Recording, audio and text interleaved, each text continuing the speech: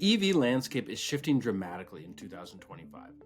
Our latest report reveals the percentage of repairable vehicles identified as an EV dropped for the first time in the US in the second quarter by 7% compared to the first quarter, while continuing to rise in Canada by 8%. According to JD Power, 42% of potential buyers say they'd actually be less likely to purchase an EV without US federal tax incentives, which are set to expire soon. Meanwhile, mild hybrids continue to take market share, with their percentage of repairable claims volume increasing in the second quarter by 2% in the United States and 9% in Canada quarter over quarter.